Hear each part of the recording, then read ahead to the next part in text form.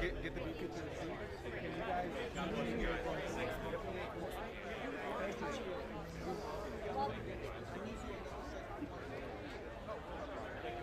Let me go sit down. I think Charles about to come out here in a couple minutes. I have no idea how it got there. Thank you for everything. Me too. Yeah, it's good to see you guys. Yeah. Believe me when I tell you, someone picked it up. First of all, I knew it barely ever used it. Obviously, I did. When I saw it, I was like, huh? In any event, we erased it and that's much ado about nothing. All right, buddy. I'll see you later. Sorry, your name's Carol Lee. Okay, yeah. Sorry for standing off. You're supposed to be seat fillers and then. Hey, you know what? No, I'm the other John. You're the other John. You're the main John? Okay. Okay. How are Nice you? to meet you. I'm Marie. I'm one of the presidents. All right, great. Great. Hi, Marie. Hi, Marie. It's nice to meet you. Officially. Nice to meet you. Yeah. Yeah, I know, like, passing and Yeah. nothing crazy.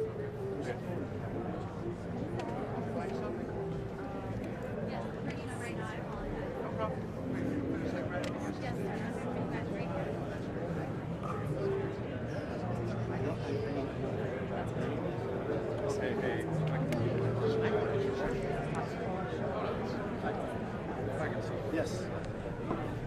He hands away.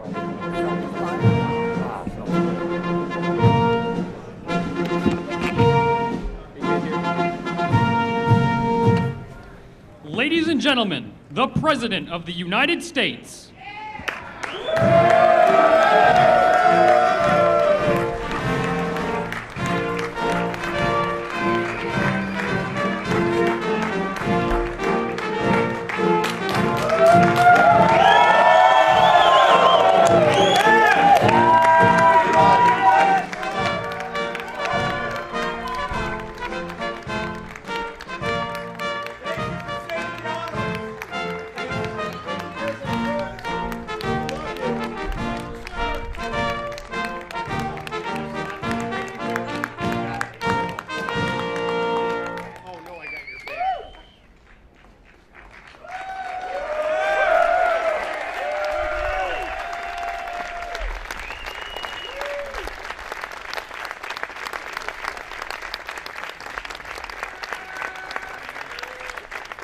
Thank you very much.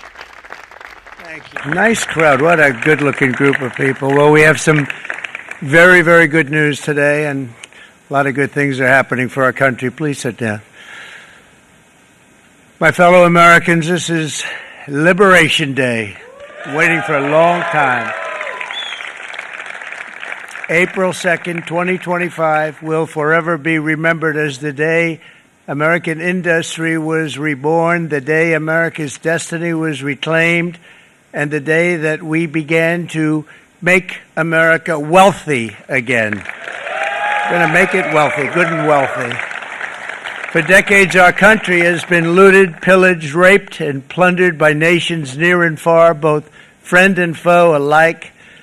American steelworkers, auto workers, farmers, and skilled craftsmen, we have a lot of them here with us today. They really suffered gravely. They watched in anguish as foreign leaders have stolen our jobs, foreign cheaters have ransacked our factories, and foreign scavengers have torn apart our once beautiful American dream. We had an American dream that you don't hear so much about. You did 4 years ago, and you are now, but you don't too often, and for many years and decades even, you didn't hear too much about. Our country and its taxpayers have been ripped off for more than 50 years, but it is not going to happen anymore. It's not going to happen. In a few moments, I will sign a historic executive order instituting reciprocal tariffs on countries throughout the world. Reciprocal, that means they do it to us and we do it to them. Very simple. Can't get any simpler than that. This is one of the most important days, in my opinion, in American history. It's our declaration of economic independence. For years, hardworking American citizens were forced to sit on the sidelines as other nations got rich and powerful, much of it at our expense. But now it's our turn to prosper, and in so doing, use trillions and trillions of dollars to reduce our taxes and pay down our national debt, and it'll all happen very quickly. With today's action, we are finally going to be able to make America great again, greater than ever before.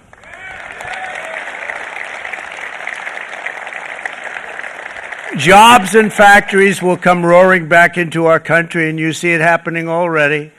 We will supercharge our domestic industrial base. We will pry open foreign markets and break down foreign trade barriers. And ultimately, more production at home will mean stronger competition and lower prices for consumers. This will be indeed the golden age of America. It's coming back, and we're going to come back very strongly. We're pleased to be joined on this momentous occasion by Vice President J.D. Vance. J.D., thank you. Thank you. Thank you very much. Where are you, J.D.? No, that wasn't too hard to find. I was looking, he likes to take a low-key attitude, so it'd usually be sitting right in front. He's gaining a lot of confidence, Mike, isn't he?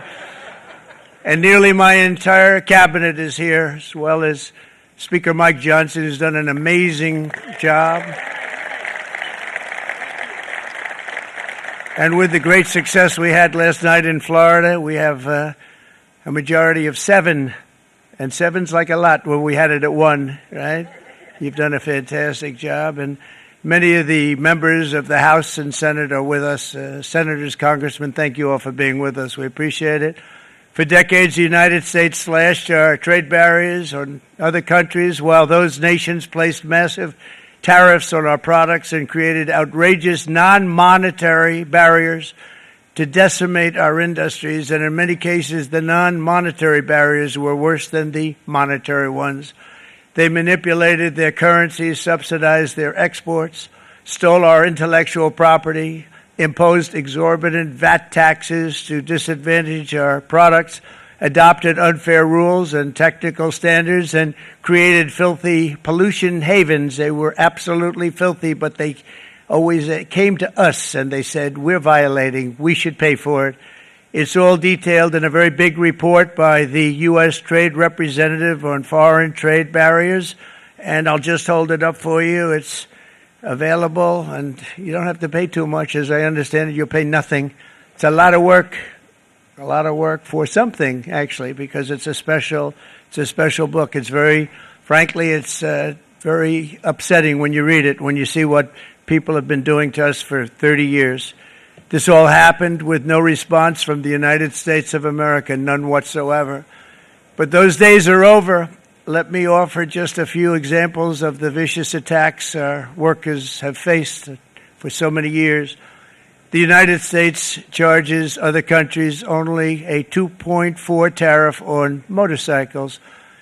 Meanwhile, Thailand and others are charging much higher prices, like 60%. India charges 70%. Vietnam charges 75%, and others are even higher than that. Likewise, until today, the United States has for decades charged a 2.5 tariff. Think of that, 2.5% on foreign-made automobiles. The European Union charges us more than 10% tariffs, and they have 20% VATs, much, much higher. India charges 70%, and perhaps worst of all are the non-monetary restrictions imposed by South Korea, Japan, and very many other nations. As a result of these colossal trade barriers, 81% of the cars in South Korea are made in South Korea. 94% of the cars in Japan are made in Japan. Toyota sells 1 million foreign-made automobiles into the United States, and General Motors sells almost none. Ford sells very little. None of our companies are allowed to go into other countries. And I say that, friend and foe, and in many cases the friend is worse than the foe in terms of trade. But such horrendous imbalances have devastated our industrial base and put our national security at risk. I don't blame these other countries at all for this calamity. I blame former presidents and past leaders who weren't doing their job. They let it happen, and they let it happen to an extent that nobody can even believe. That's why, effective at midnight, we will impose a 25% tariff on all foreign-made automobiles.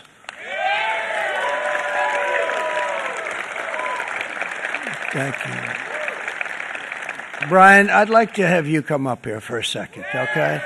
I just see him sitting. He's been a fan of ours, and he understands this business a lot better than the economists, a lot better than anybody. Brian, say a few words, please, would you? Thank you, Mr. Thank you. It's a great honor to have you. Thanks.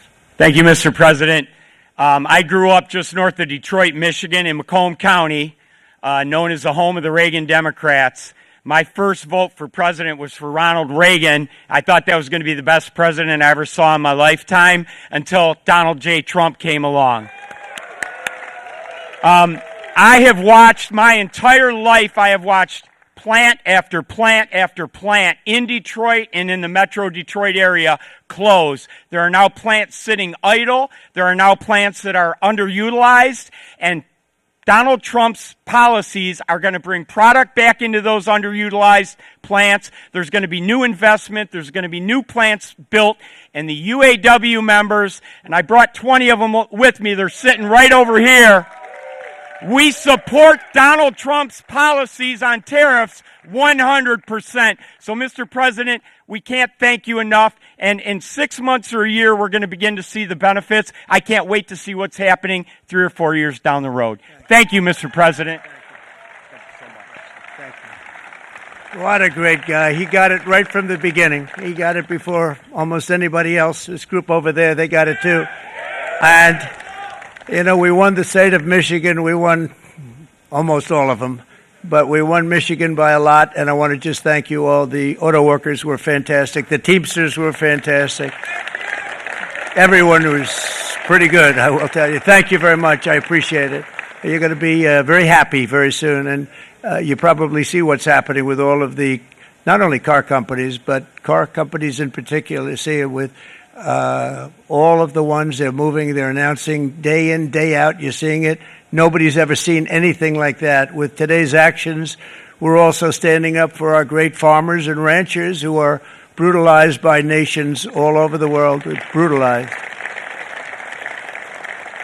Canada, by the way, imposes a 250 to 300% tariff on many of our dairy products. They do the first can of milk. They do the first little carton of milk at a very low price, but after that it gets bad, and then it gets up to 275, 300%.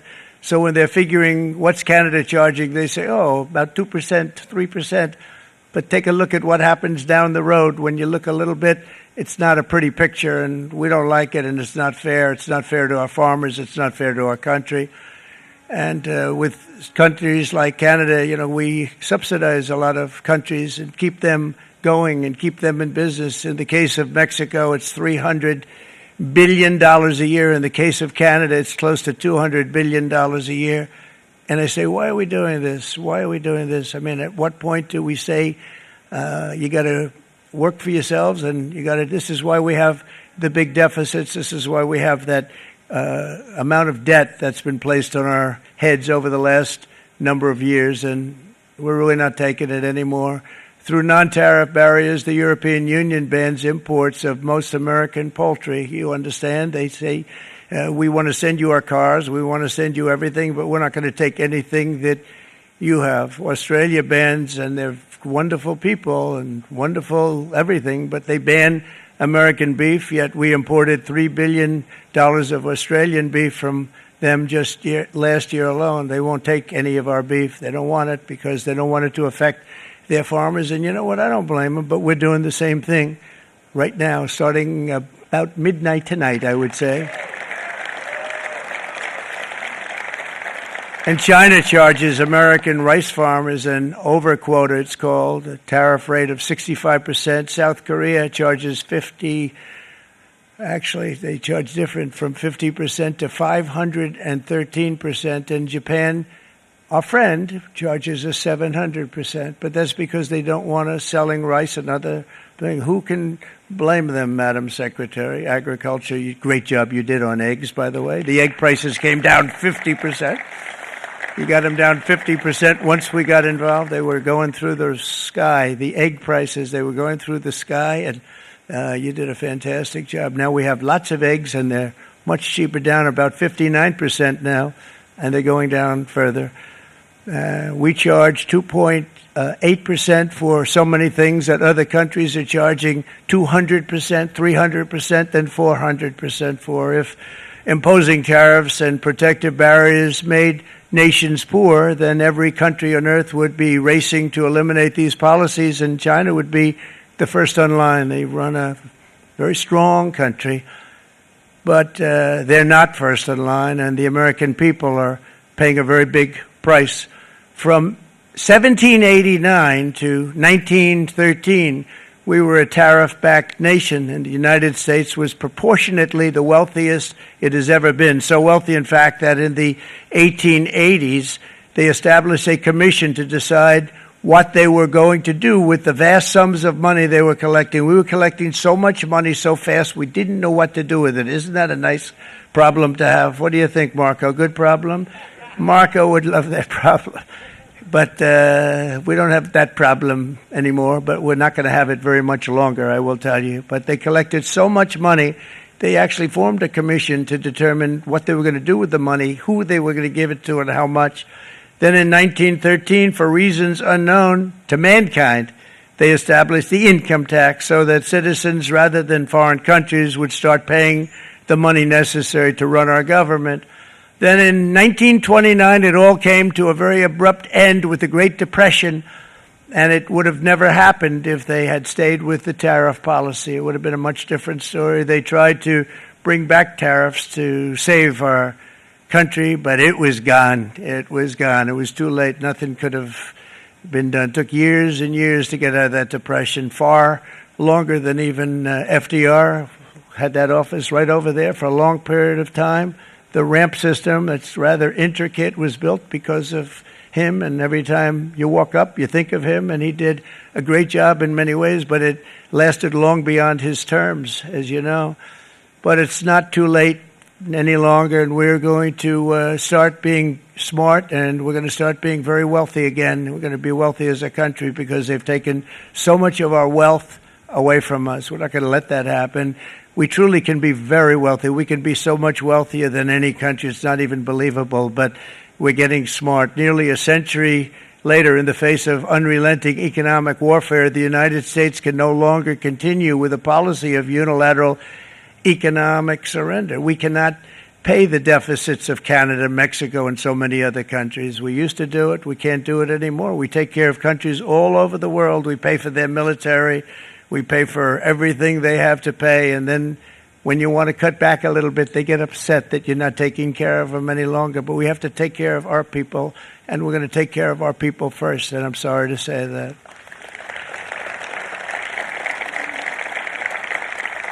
And today we're standing up for the American worker, and we are finally putting America first.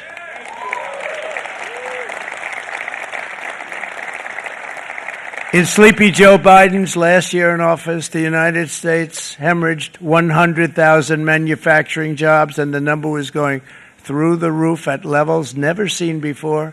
And our trade deficit reached a record $1.2 trillion, which is unheard of.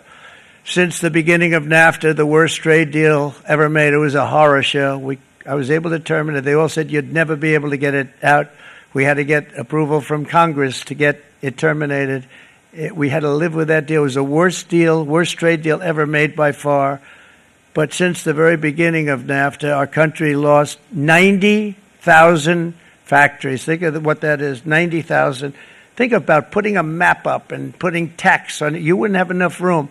90,000. I said, is that possible? We had it checked 4 different times, and it was actually somewhat higher than that.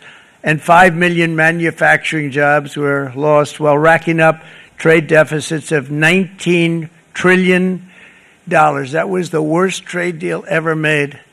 as a result of these gigantic losses, foreign nations now own $26 trillion more of American assets than think of this, than the Americans own of their own foreign assets or other foreign assets. The United States can no longer produce enough antibiotics to treat our sick. We have a tremendous problem. We have to go to foreign countries to treat our sick. If anything ever happened from a war standpoint, we wouldn't be able to do it. We import virtually all of our computers, phones, televisions, and electronics. We used to dominate the field, and now we import it all from different countries. A single shipyard in China now produces more ships every year than all of the American shipyards combined. Think of that. And it was a business that we used to dominate. We used to dominate it totally. In short, chronic trade deficits are no longer merely an economic problem. They're a national emergency that threatens our security and our very way of life. It's a very great threat to our country. And for these reasons, starting tomorrow, the United States will implement reciprocal tariffs on other nations. It's been a long time since we even thought of that. We used to think about it a lot. We didn't think about it for many decades, and you see what's happened. For nations that treat us badly, we will calculate the combined rate of all their tariffs, non-monetary barriers, and other forms of cheating. And because we are being very kind, we're kind people, very kind. You're not so kind when you got ripped off with your salaries. My auto worker friends and my Teamster friends and all of the unions that typically voted Democrat, they're not voting Democrat anymore because worker, whether union or non-worker, they're for the Republicans now. That's what happened. But we will charge them approximately half of what they are and have been charging us. So the tariffs will be not a full reciprocal. I could have done that, yes, but it would have been tough for a lot of countries who didn't want to do that. I'd like to see the chart if you have it. Could you bring it up, Howard? This is our great Secretary of Commerce, Howard Lutnick. Thanks, Howard. So if you look at that, China, first row, China, 67%. That's tariffs charged to the USA, including currency manipulation and trade barriers. So 67%, I think you can, for the most part, see it. Those with good eyes, with bad eyes. We didn't want to bring, it's very windy out here, we didn't want to bring out the big charts because it had no chance of standing. Fortunately, we came armed with a little smaller chart. So it's 67%, so we're going to be charging a discounted reciprocal tariff of 34%. I think, in other words, they charge us, we charge them less, so how can anybody be upset? They will be because we never charge anybody anything, but now we're going to charge. European Union, they're very tough, very, very tough traders. You think of European Union, very friendly. They rip us off. It's so sad to see. It's so pathetic. 39%, we're going to charge them 20%, so we're charging them essentially half. Vietnam, great negotiators, great people.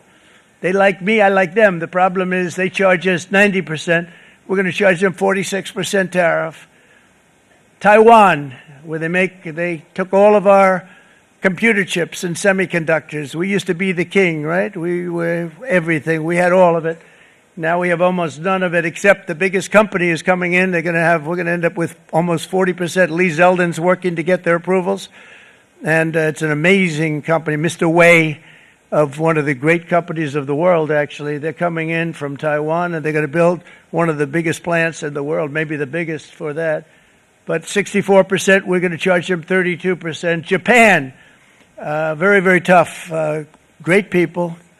And again, I don't blame the people for doing it. I think they're very smart in doing it. I blame the people that sat right in that Oval Office, right over there, right behind the Resolute desk or whichever desk they chose. Japan, 46%. They would charge us 46%, and much higher for certain items like cars, little items like cars. 46%, we're charging them 24%. India, very, very tough, very, very tough.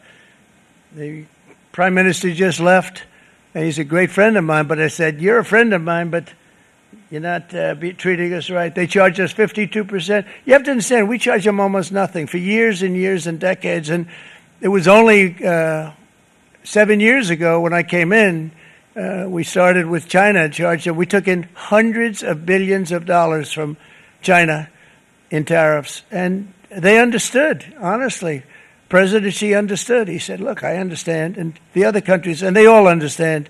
We're going to have to go through a little tough love, maybe, but they all understand. They're ripping us off, and they understood it. Prime Minister of Japan, Shinzo Abe.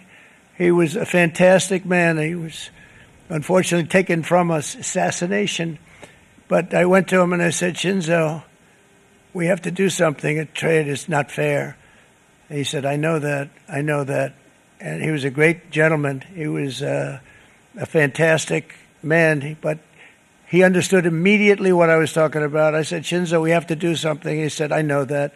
And we worked out a deal, and it would have been a much better deal, but frankly, there were many years left in the deal that was made previous to my getting there, but it was something.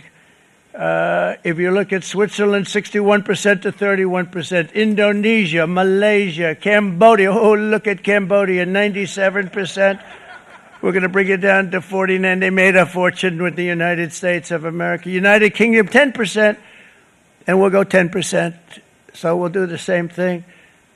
South Africa, 60%, 30%, and they've got some bad things going on in South Africa. You know, we're paying them billions of dollars, and we cut the funding because a lot of bad things are happening in South Africa. The fake news ought to be looking at it. They don't want to report it. Brazil, 10%, 10%. Bangladesh is 74%. So you see what's going on. Pakistan, 58%.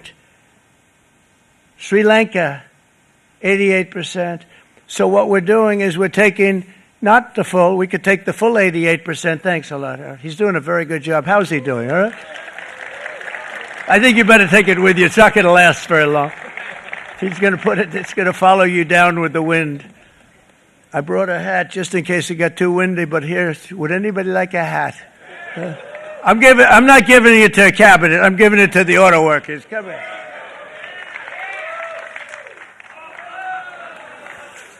Thank you, fellas. Get it. That's it. That's it. They deserve it more than our cabinet. Our cabinet has plenty of hats. But you see the numbers. The numbers are so disproportionate. They're so unfair. At the same time, we will establish a minimum baseline tariff of 10%. You notice that on the chart? And that'll be on other countries to help rebuild our economy and to prevent cheating. So we're going to have a minimum of cheating, and we're going to be very severe on the people that at the gate that watch the tariffs and watch the product coming in, because there's been a lot of bad things happening at the gate because the money is so enormous that you're talking about. There's never been probably anything like it in terms of the enormity, and there are a lot of bad things happen at the people that do the check-in, and they're looking at 10-year jail sentences if they do play. We're going to treat them so good, but if they cheat, the repercussions are going to be extremely strong.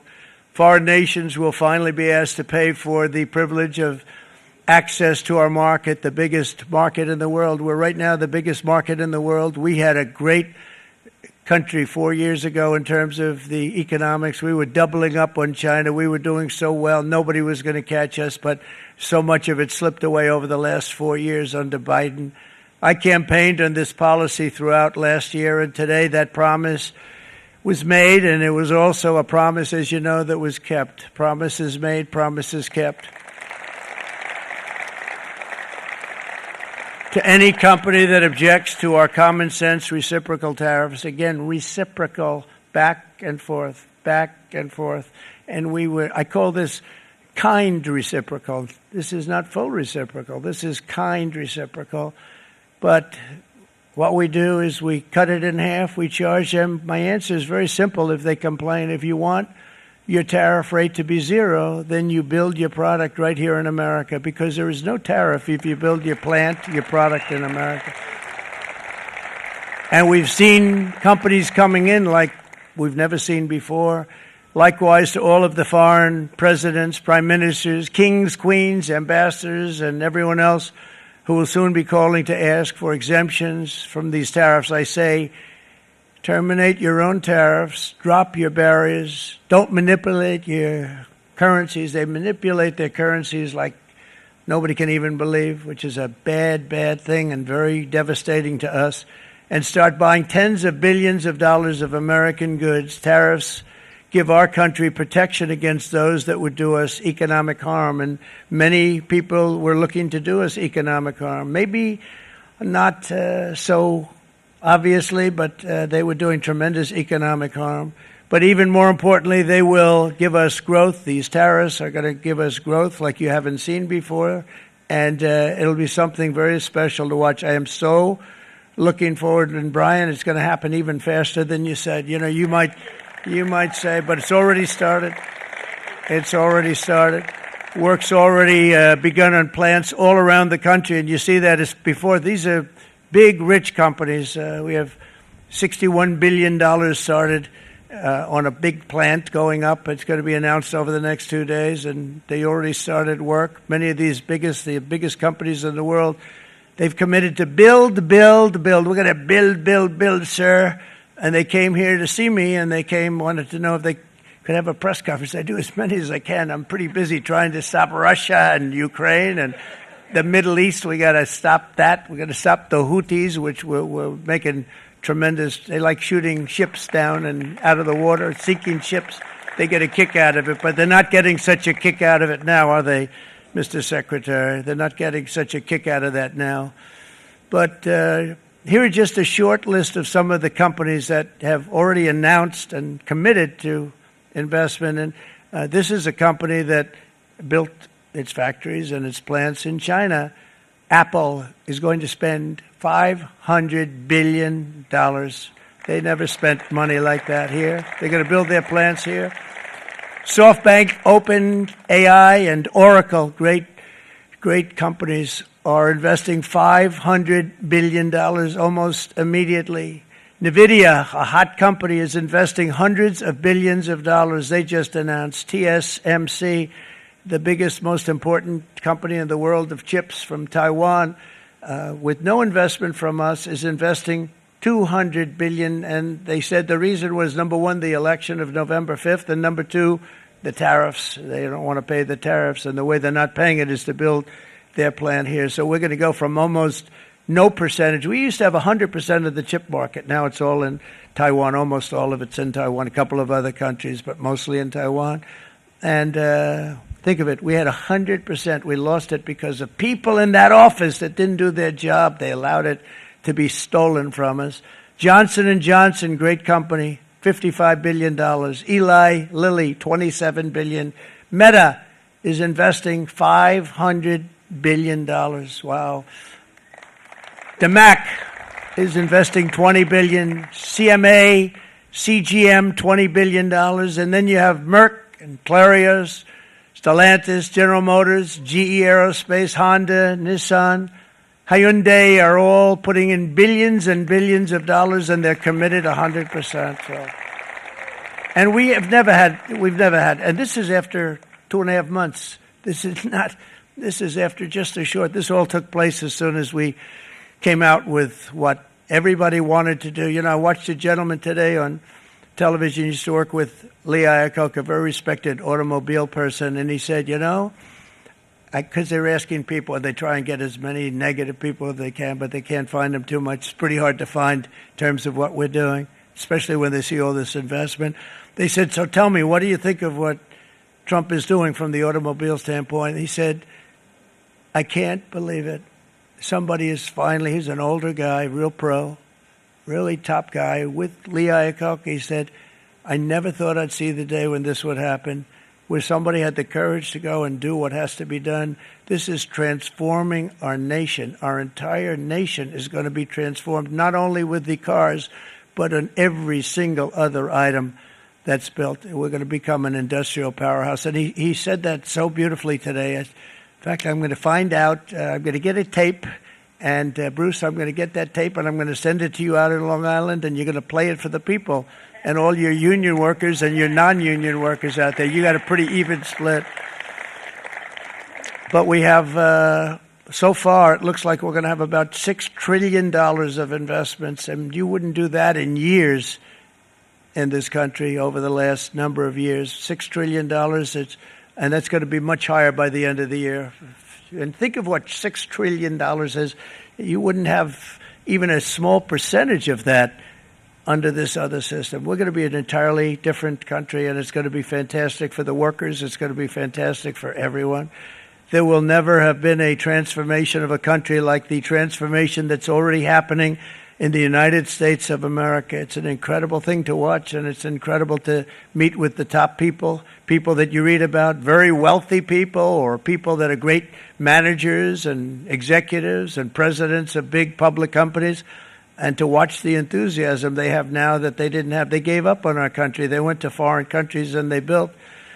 Companies are pouring into our country at levels never seen before, with jobs and money to follow, and it's really beautiful. In the coming days, there will be complaints from the globalists and the outsourcers and special interests and the fake news. Always, the fake news will always complain. But never forget, every prediction our opponents made about trade for the last 30 years has been proven totally wrong. They were wrong about NAFTA. They were wrong about China. They were wrong about the Trans-Pacific Partnership, which would have been a disaster if I didn't terminate it. If I didn't terminate that, United Auto Workers, you would have had no jobs in this country. You would have had no jobs. It was all going to other countries. In my first term, they said tariffs would crash the economy. Instead, we built the greatest economy in the history of the world. And again, I have great respect for President Xi of China, great respect for China, but they were taking tremendous advantage of us, and I commend them for that. I say, hey, if you can get away with it, that's okay. But, they understand exactly what's happening, and they probably, most of them are saying it's about time they did something, but and they're going to fight, and they're going to fight fair. Everyone's going to fight. It's like, I say to the leaders, look, you got to take care of your country, but we have to start taking care of our country now. We can't do what we've been doing for the last 50 years. From the day of my election, the stock market went up in my first term 88%, with NASDAQ going up 155%, more than any president has ever had in any term in office, by far. And I think we're going to blow that away. And maybe the numbers won't show, but I think they're going to show much better than even those numbers. But what you're going to see is you're going to see activity, that empty, dead sites, factories that are falling down. Those factories will be knocked down, and they're going to have brand new factories built in their place. They're not only talking about renovating, they're talking about brand new, the best anywhere in the world, the biggest anywhere in the world. I have a friend who builds car plants, and I said, I want to see the biggest and the best. He said, well, we have to go to Mexico. I said, no, I want to see it in the United States. He said, we're not building them in there. This is a year and a half ago during the campaign. He said, we're not building it. You'd have to go to Mexico. When I was starting to decide to run, and I went to number one in the polls very rapidly, let's say in the first hour. And then shortly thereafter, it looked like I was going to win, and the fake news was saying, oh, no, don't do this. What they don't know is if I didn't win, they would have really been in trouble, because nobody wants to read them anyway. But I tell you what, when it looked like I was going to win, I announced that I was going to be doing exactly what we're talking about today. Great consistency, actually, because I've been talking about it for 40 years, but because I saw what was happening 40 years ago. If you look at my old speeches when I was young, very handsome, my old speeches, and that people would say I'd be on a television show, I'd be talking about how we were being ripped off by these countries. I mean, nothing changes very much. The only thing that changed were the countries, but nothing really changes. But it's why it's such an honor. It's such an honor to be finally able to do this. If you look at China, I took in hundreds of billions of dollars in my term, hundreds of billions. They never paid 10 cents to any other president, and yet they paid hundreds of billions, so much so that Biden couldn't do anything. They wanted to try and terminate it because he had a very special relationship with China. You know what the relationship was? He had a special relationship. But the numbers were so big, that they couldn't do it. So they did ease it up. They did things that they shouldn't have done. They made it a lot more comfortable for them, but they couldn't do it because the numbers were hundreds of billions of dollars, and I did that. And we were on our way to doing something like incredible. And then we had a very bad election happen, a very bad election. A lot of bad things happened. So when I said we got to do it again, I said we have to make it too big to rig. And we made it too big to rig, and we won in records, and it was a monumental win. And it was such an honor to see so many of you, like Brian and your friends, here with us to celebrate and to, more importantly, celebrate what we're doing, because that wouldn't be a full celebration if we didn't do this, because this will be an entirely different country in a short period of time. It'll be something the whole world will be talking about it. The critics made the very tired predictions earlier this year, but in February, core inflation dropped to the lowest rate in 4 years. And the price of eggs, as you know, just in a month and a half, we were there for 4 weeks. And the first week, I got blamed for eggs. I said, I just got here. They said eggs have gone up at like 250%, and you can't get eggs. And they were going crazy. And I said, I just got here. And then we got to work on eggs, and we got to work on everything. And our great Secretary of Agriculture, you did a fantastic job. Brooke Rollins, she did a fantastic job. And as I said before, the price of eggs dropped now 59%, and they're going down more, and the availability is fantastic. They were saying that for Easter, please don't use eggs. Could you use plastic eggs? I said, we don't want to do that. We want to, and you really came through. It's an amazing job. Thank you very much, Brooke. You did great. But likewise, an old-fashioned term that we use, groceries. I used it in the campaign. It's such an old-fashioned term, but a beautiful term, groceries. It sort of says a bag with different things in it. Groceries went through the roof, and I campaigned on that. I talked about the word groceries for a lot, and energy costs now are down. Groceries are down. Gasoline is way under $3, and people are beginning to be able to buy things and live again. We brought prices way down. We created 10,000 already in a few weeks, new manufacturing jobs. And it was that took place in 1 month, numbers that they haven't seen in a long time. We had virtually no inflation under my term. We had virtually no inflation for 4 years. But after transitioning over to Sleepy Joe, it went from almost non-existent to the highest in the history of our country. They had the highest inflation in the history of our country, brought up by energy and bad spending and bad policy, and a lot of bad things happened. How about allowing millions and millions and millions of people to pour into our country with open borders, where it's so sad to see even now. And I see our great secretary you have done. Stand up, please, Christy. Stand up. Christy Noem and Tom Homan. These people are doing a great job, but gotten them out in records. We have problems with judges that don't want them to go out. They want Tren de Aragua, and they want MS-13, the most vicious gangs ever. Nobody's ever seen anything like it. Absolute killer gangs. They kill people. They don't even think about it. And we put them out, and we have judges now, radical left judges that they don't want them to go out. They want them to even be brought back. Let's bring them back. You've done a fantastic job, and please thank everybody. Homeland Security, thank everybody. Appreciate it. And we now have a border that's the best border that we've ever had, even better than it was my first term. My first term we did good, but this one we really specialized in. We've done really well. And we had records then. We had the best, safest border. 4 years ago, we had the best border there ever was. And now we have, you've actually matched it and done even better. And we're going to get it down the right way. And we want people, by the way, to come into our country, but we want to come in through a legal process. We want them to come in legally. We need more people. We need people to run these plants and to help the auto workers and the Teamsters and the non-union people and everybody else. But we need people and the farmers.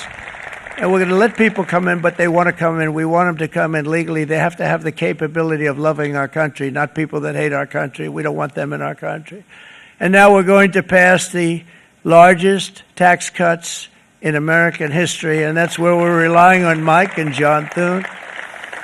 And we will not cut Social Security, Medicare, or Medicaid benefits, and the Democrats will, because if they got in, the entire economy would collapse. This country was heading for a collapse under the people that you saw. They were horrible. I think one of the reasons people like the job, I have my highest approval ratings because I think they're comparing me to the worst administration in the history of our country, so I appreciate that at least.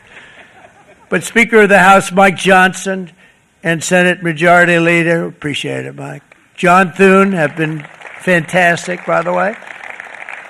But they've been working tirelessly on taking the next step to pass the plan for our one big, beautiful bill. I'd like to name it that if you can. One big, I made that statement about 6 months ago, and everybody calls it one big, beautiful bill.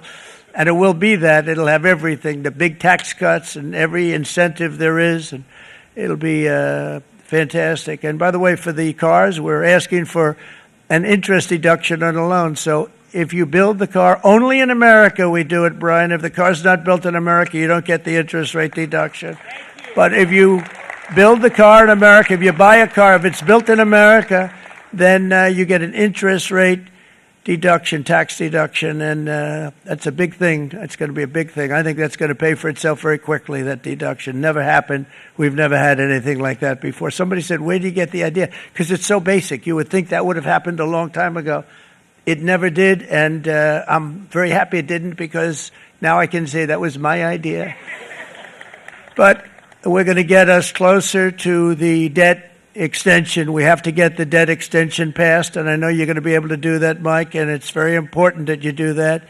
And all of the other things that the Senate budget plan gives us, along with working, because I know they're working together, John and Mike, and the two bills are going very well together. We need to get our shared priorities done, including certain permanent tax cuts. We want the tax cuts to be permanent, spending cuts, energy and historic investments in defense, border, and so much more. We're covering everything. These will be phenomenal. There'll be no bill like this going to straighten. One bill is going to straighten out our country for many, many years to come.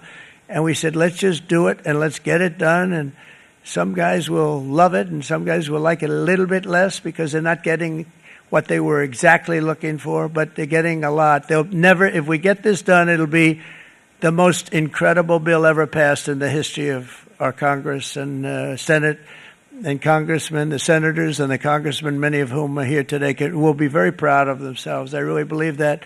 It's going to set us on a whole new prosperous path. We're going to cut spending and right-size the budget back to where it should be. We're going to do that very strongly. Thank you, Rick. Thank you. John, thank you. Oh, look at all of our senators over there. Oh, boy. That's a nice group of people. But I won't like them so much if they don't get this bill done. That's a great group. And Congressman, thank you very much. I appreciate it. Tremendous people.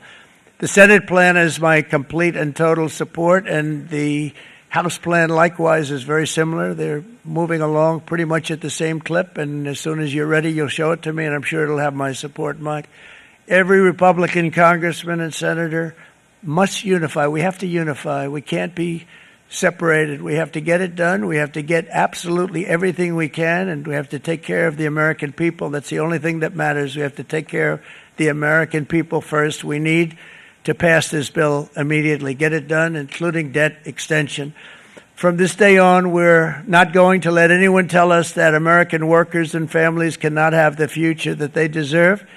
We're going to produce the cars and ships, chips, airplanes, minerals, and medicines that we need right here in America. The pharmaceutical companies are going to become roaring back. They're coming roaring back. They're all coming back to our country because if they don't, they got a big tax to pay. And if they do, I'll be very happy, and you're going to be very happy, and you're going to be very safe. We're going to build our future with American hands, with American heart, American steel, and we're going to build it with American pride like we used to. We're approaching our 100th day as president and have been given credit by a lot of people, actually, even some of the fake news. Can you believe it? Which in this case hopefully isn't fake. For having done more in that time than any other administration in the history of our country in the first 100 days. I think we've had an amazing in terms of what we've done, what we've gotten accomplished. I'd like to see if we can get that war ended and another war from not starting in the Middle East. We have to get Russia. They're losing 2,000 on average, 2,500 people a day, young people, soldiers, Russian. Think of that, 2,500 through some days, but on average, probably over about a 1 week period, it's 2,712, they say. They're losing those soldiers. They're dying. They're being decimated. And they're not from our country, but they're from other countries. But they're human beings. They're from Russia. They're from Ukraine in this period, most of them. And we're going to get it stopped. It's a senseless war that would have never happened if I was president, and it shouldn't be allowed to go on. And I think we're being given good cooperation by Russia and by Ukraine, but we have to get it stopped. It's humanity. It's humanity. It's a terrible thing. This will be a very big moment. I think you're going to remember today. It's going to be a free nation that we're dealing with. We're going to have a very free and beautiful nation. It's going to be Liberation Day in America, and it's going to be a day that hopefully you're going to look back in years to come and you're going to say, you know, he was right. This has turned out to be one of the most important days in the history of our country. God bless you and God bless America. Thank you, everybody. Thank you very much. Thank you. Thank you very much.